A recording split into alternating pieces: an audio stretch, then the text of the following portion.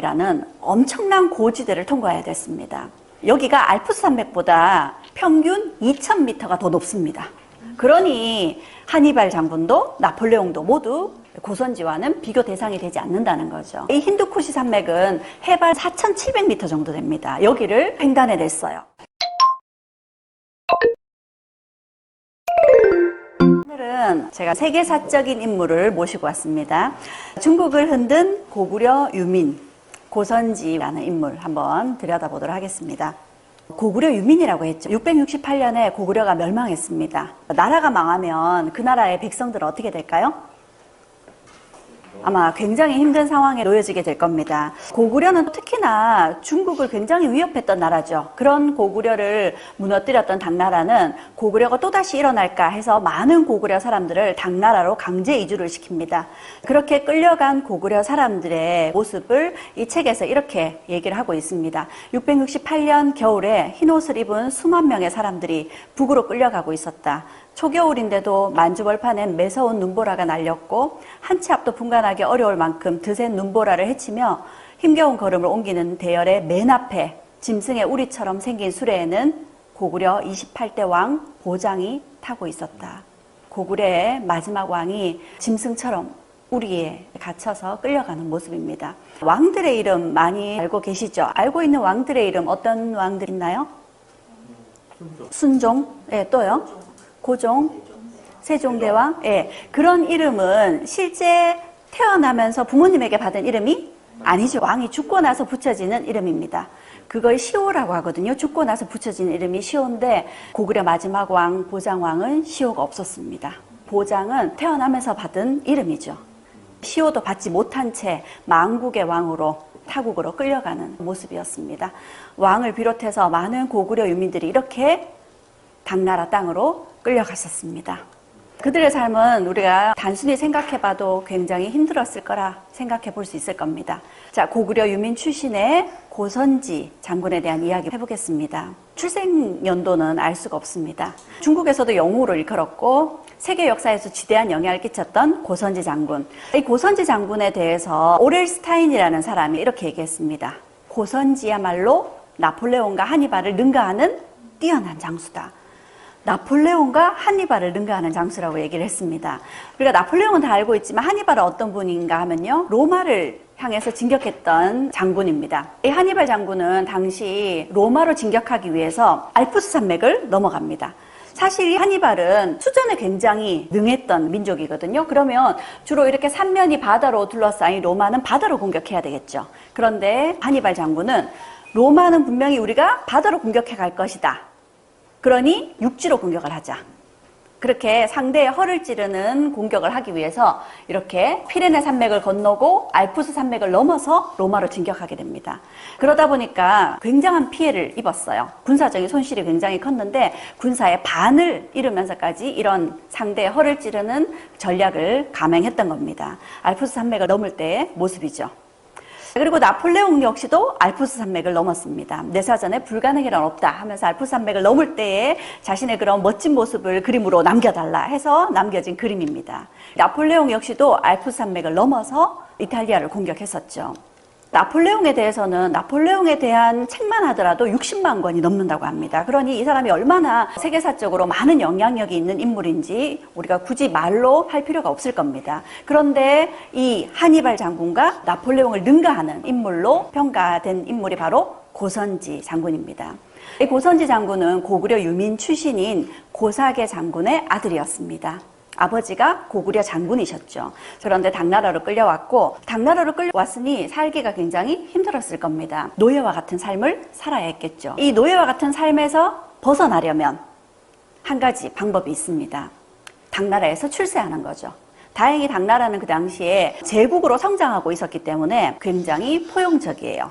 그래서 이민족 출신이더라도 능력이 있으면 그 능력을 높게 사주는 거죠. 그래서 이 고선지 장군 역시도 고구려에서 끌려온 유민의 아들이었지만 이 당나라에서 출세하기 위해서 장군으로 성장하기 시작합니다. 고선지 장군에 대한 기록은 중국에 굉장히 많이 남겨져 있습니다. 중국의 당나라 역사서로 가장 대표적인 역사서가 구당서라는 역사서인데요. 이 구당서에 따르면 고선지 장군은 용모가 반듯했고 말을 타고 활을 쏘는 능력이 뛰어났으며 용감하고 결단력이 있었다. 그러니 아주 탁월한 능력을 갖고 있다라고 보여지고요. 그리고 벌써 20여 세 때 부친과 같은 계급에 이르는 무인으로서의 뛰어난 자질을 보였다고 합니다. 그렇게 20대에 벌써 인정을 받으면서 일약 당나라의 영웅으로 성장해 나가기 시작합니다. 영웅이 되기까지는 뭔가 타의 추종을 불허하는 능력을 표출을 했겠죠. 고선지 장군이 보여준 능력은 서역 원정입니다.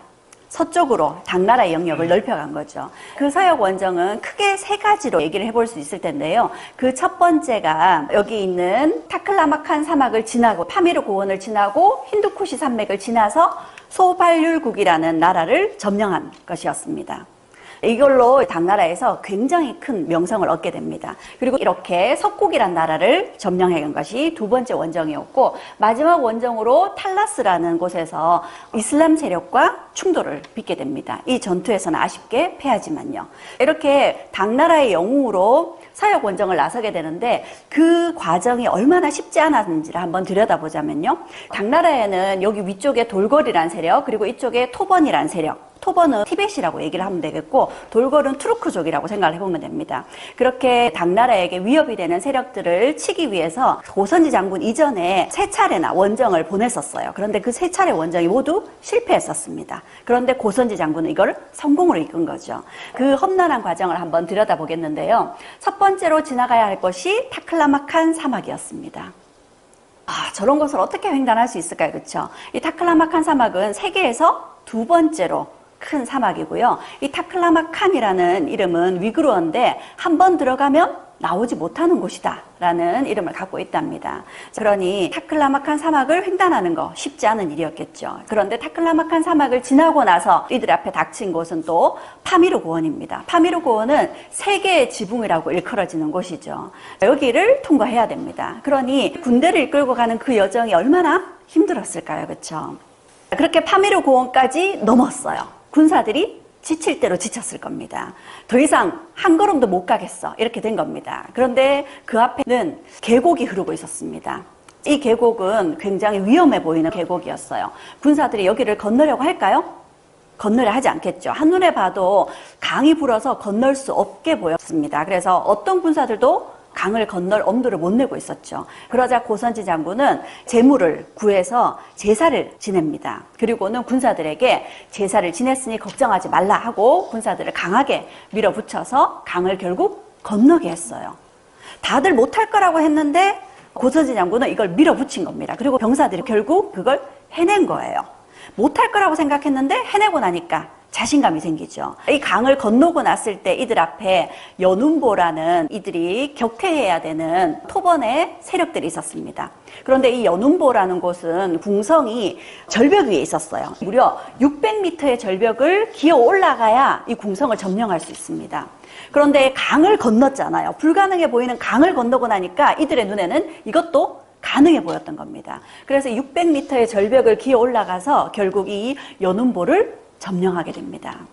그런데 소발률국은 여기보다 더 넘어 있었어요. 그래서 연운보를 점령하고 나서 이번에는 힌두쿠시라는 엄청난 고지대를 통과해야 됐습니다.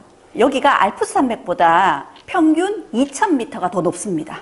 그러니 하니발 장군도 나폴레옹도 모두 고선지와는 비교 대상이 되지 않는다는 거죠. 이 힌두쿠시 산맥은 해발 4700m 정도 됩니다. 여기를 횡단해냈어요. 그러고 나니 또 지쳤겠죠. 한 걸음도 못 가겠다 하고 병사들이 또 기진맥진을 해버렸습니다. 그런데 힌두쿠시 산맥을 넘자 기진맥진한 이들의 앞에 적병이 항복을 하러 찾아옵니다. 그러니 이 힌두쿠시 산맥을 넘은 보람이 있었겠죠. 갑자기 사기충천해져서 군사들이 이 소발률국으로 들어갔어요. 소발률국이 항복해 왔으니까요. 그렇게 이들이 소발률국으로 들어가서 소발률국도 점령을 했어요. 근데 사실 이들 앞에 항복해 왔던 소발률국에 항복한 병사들은 고선지 장군이 일부러 짜놓은 거였습니다. 병사들의 사기를 높여주기 위해서 미리 적병의 옷으로 갈아입히고 항복하는 척하라, 이렇게 작전을 짜둔 거였죠. 그러니 고선지 장군의 용맹함도 놀랍지만 그 전략이 굉장히 놀라운 것 같습니다. 그렇게 정말 불가능해 보였던 소발률국을 토벌하고 나니까 이 당나라의 위세에 주변이 다 손을 들어버립니다. 소발률국 주변에 있는 서역의 77개의 나라가 항복을 해옵니다. 단 한 번의 전쟁으로 77개의 나라의 항복을 받아낸 거죠. 그러니 당나라의 영역이 얼마나 넓어졌을까요? 당의 영역이 이렇게 넓어졌습니다. 그리고 고선지 장군은 이 안서도부의 절도사로 임명이 되죠. 당의 영역을 당나라 역사상 최대의 영역으로 만드는 사람이 바로 고선지 장군입니다. 그러니 당의 영웅이라고 말할 수밖에 없겠죠. 고선지 장군이 이렇게 서역으로 진출을 하니까 서쪽에 있는 나라들이 긴장하게 되겠죠. 그래서 이 서역에 있는 이슬람에서는 고선지 장군에 대해서 어떤 기록을 남겼는지를 들여다보면 고선지를 중국 왕 혹은 중국 산맥 왕이다, 이렇게 얘기를 합니다. 타클라마칸 사막, 파미르 공원, 그리고 힌두쿠시 산맥까지 건너냈잖아요. 중국 왕 고선지가 그 다음 순서로 석국을 쳐들어갑니다. 석국으로 원정을 한 거죠. 그래서 이 아랍의 기록에 따르면 고선지가 석국을 포위했고 석국 역시도 고선지에게 무릎을 꿇었습니다. 그러자 아무도 이 당나라에게 도전하지 못했다고 합니다. 그렇게 두 번째 원정에서 석국까지 점령을 해냅니다. 이 석국이 지금의 타슈켄트 지역입니다. 그리고 이후에는 사마르칸트 지역까지 점령을 해냅니다. 그렇게 점점 서쪽으로 당의 영역이 넓어지고 있었습니다. 그 당시에 이슬람에서는 아바스 왕조라는 왕조가 세력을 팽창하고 있었어요. 그러니 이 아바스 왕조에서는 당나라의 서진을 가만두고 볼 수 없겠죠. 그래서 이슬람 역시도 동진을 해나가기 시작합니다. 당나라에서는 서진을 하고 이슬람에서는 동진하는 결국 충돌을 빚게 되겠죠. 이슬람과 당나라의 최초의 충돌, 그리고 이슬람과 당나라의 마지막 충돌이 바로 여기에 있는 탈라스에서 있었습니다. 탈라스라는 여기가 강이 흐르는 곳인데요. 지금의 카자흐스탄과 키르기스스탄 사이에 흐르는 강입니다. 여기에서 이슬람과 당나라의 탈라스 전투가 빚어졌습니다. 당시에 이슬람은 10만 이상의 군대를 이끌고 왔습니다. 당나라의 동맹국 역시 거의 한 10만에 이르는 군대와 함께 이 탈라스에서 접전이 일어났었죠. 탈라스 전투는 고선지 장군이 패했습니다. 군사적 열세에도 불구하고 고선지 장군이 잘 맞서 싸웠어요. 그런데 이 당나라 동맹국에서 배신이 일어난 겁니다. 그래서 배후를 공격받게 되어서 탈라스 전투에서는 결국 고선지 장군이 패했습니다. 그리고 이 탈라스 전투의 패전으로 10만의 당나라 동맹국의 군사 중에 절반을 잃었습니다. 그리고 5만이 죽고 2만이 이슬람의 포로로 끌려갔죠. 그런데 이슬람에 끌려간 그 포로들이 세계 역사를 바꿔놨습니다. 어떻게 해요? 그들 중에 종이를 만들 수 있는 제지수를 가진 기술자들이 있었거든요. 우리가 종이가 중국의 발명품이라는 건 알고 있죠. 세계 4대 발명품입니다. 아랍에서는 종이가 없으니 책을 뭘로 만들었을까요? 양피지라고 알죠? 예, 양의 가죽입니다. 아주 어린 양의 가죽만 쓸 수 있거든요. 책을 한 권 만들려면 이런 양을 수십 마리씩 잡아야 됩니다. 그러니 그 책이 비쌀 수밖에 없겠죠. 책이 비싸니 이런 지식의 보급은 기대할 수 없을 겁니다. 지식은 일부에게만 독점될 수밖에 없었겠죠. 그런데 탈라스 전투에서 이슬람으로 끌려갔던 포로들이 종이를 만드는 기술을 이렇게 이슬람을 통해서 유럽까지 전파되게 된 거죠. 이 종이의 전파로 세계 역사가 바뀌었습니다. 서양이 동양을 추월하게 되는 한 요인이 된 거죠. 책을 만들 수 있다는 것은 그만큼 지식을 빠르게 보급할 수 있게 되고, 그러면 여러 가지가 함께 성장할 수밖에 없겠죠. 이렇게 탈라스 전투에서 패했지만 고선지는 당으로부터 처벌받지는 않았습니다. 왜냐하면 고선지는 아직까지 당의 영웅이었거든요. 그리고 당나라의 안녹산이라는 절도사가 반란을 일으켰습니다. 그 반란을 진압하라는 명이 떨어졌어요. 그래서 고선지는 안녹산의 난을 진압하러 갑니다. 당시 당나라의 수도가 여기 장안이었어요. 안녹산의 난이 굉장히 세력이 커져서 수도를 위협하고 있었습니다. 그래서 이 안녹산의 난을 저지하기 위해서는 동관에서 이들을 상대해야 되겠다라고 생각을 했어요. 그래서 황제의 명과 달리 자신의 뜻대로 동관에서 안녹산의 반란군을 상대하게 됩니다. 황제의 명을 어긴 셈이 됐어요. 또 한편 다른 지역에 있는 군수품과 물자들을 반란군에게 빼앗길 수는 없죠. 그래서 백성들에게 다 나눠줘 버렸습니다. 그런데 이 두 가지 일이 고선지를 모함하는 데 쓰였습니다. 당시 황제의 측근에 있던 환관이 고선지를 모함해서 고선지가 군수물자를 몰래 횡령하고 착복했다. 그리고 황제의 명을 어기고 제멋대로 안독산의 난을 진압하려 했다. 이런 두 가지 이유로 모함을 받게 되었고 황제에 의해서 고선지는 죽임을 당하게 됩니다. 고선지의 죽음은 상당히 억울하죠. 고선지가 이렇게 얘기를 했다고 합니다. 내가 황제의 명을 어기고 후퇴한 것은 죽어도 할 말이 없다. 그러나 내가 재물과 식량을 횡령했다는 것은 모함이다. 내가 죄가 있다면 그대들은 말을 하라. 그렇지 않다면 나에게 죄가 없다, 잘못이다 라고 말하라 하고 병사들 앞에서 크게 외쳤다고 합니다. 그러자 병사들 사이에서 잘못이다, 고선지 장군은 죄가 없다, 그런 소리가 땅을 흔들 정도로 크게 솟구쳤다고 합니다. 결국 고선지 장군은 이런 모함으로 안타깝게 억울한 죽음을 당해야 했습니다. 이런 고선지 장군은 중국 역사에서 10대 원장, 억울하게 죽은 장군에 포함되어 있습니다. 당나라 역사상 최대의 영역으로 넓히고 서역 원정을 성공시키고 제지술이 서역에 전파되면서 세계 역사를 바꿔놓은 고선지 장군이었습니다.